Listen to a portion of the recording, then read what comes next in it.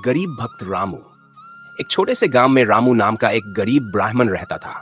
वो दिन में बस एक बार भोजन करता था, फिर भी भगवान श्री कृष्ण की भक्ति में कभी कोई कमी नहीं आने देता था। गांव के लोग उसका मजाक उड़ाते थे। भक्ति से क्या मिलेगा? रामू मुस्कुराकर कहता, मेरी भक्ति सच्ची है, भगवान सब जानते हैं। भक्ति की परीक्षा।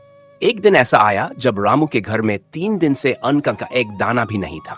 फिर भी उसने श्री कृष्ण के चरणों में तुलसी और जल अर्पण किया। अपनी आंखें बंद कर हाथ जोड़कर बोला, मेरे पास और कुछ नहीं है प्रभु, ये मेरी भक्ति स्वीकार कीजिए। उस रात रामू को स्वप्न आया।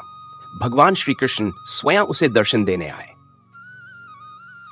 स्वप्न में भगवान का आदेश।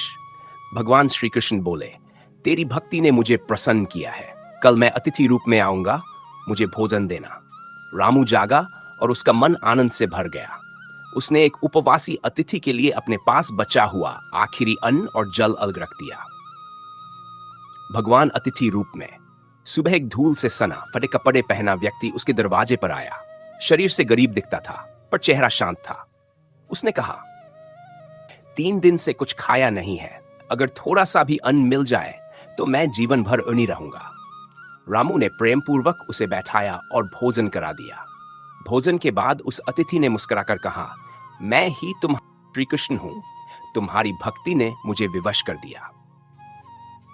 भक्ति का पुरस्कार। इसके बाद रामू के घर में अन्न, धन और संपत्ति की कोई कमी न रही। लेकिन रामू ने कभी अहंकार नहीं किया। वह पहले की तरह ही हर दिन भगवान की भक्ति करता रहा।